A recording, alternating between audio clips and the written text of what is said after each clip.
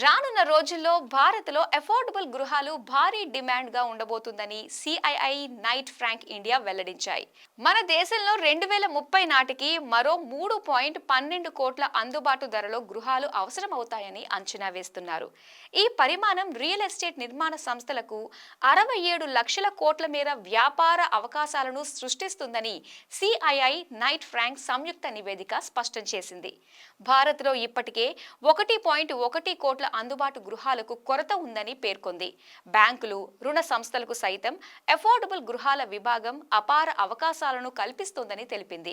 మరీ ముఖ్యంగా ఇళ్ల కొనుగోలుదారుల్లో 77% మంది వరకు రుణాలపై ఆధారపడవచ్చనే అంచనాతో బ్యాంకులు, గృహ రుణ సంస్థలకు అందుబాటు ధర గృహ విభాగం 45 లక్షల కోట్ల వ్యాపార అవకాశాలను అందించే అవకాశం ఉందని సిఐఐ నైట్ ఫ్రాంక్ ఇండియా నివేదిక స్పష్టం చేసింది. ప్రస్తుత రుణ విలువలతో పోలిస్తే ఇది 3 రెట్లకు పైగా ఎక్కువని తెలిపింది.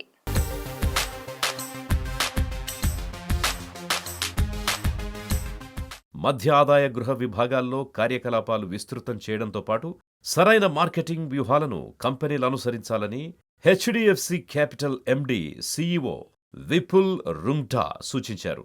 అదనంగా 3.12 కోట్ల గృహాల నిర్మాణానికి 1.9 లక్షల ఎకరాల స్థలం అవసరం అవుతుందని సిఐఐ నెట్ ఫ్రాంక్ ఇండియా నివేదిక అంచనా వేసింది. ప్రభుత్వ, ప్రైవేట్ భాగస్వామ్యంలో అందుబాటు ధర గృహాల నిర్మాణానికి ఖాళీగా ఉన్న ప్రభుత్వ రంగ స్థలాల్ని కేటాయించాలని సూచించింది. స్థిరాస్తి అభివృద్ధి సంస్థలకి పన్ను ప్రోత్సాహకాలు కల్పించాలని సిఫారసు చేసింది.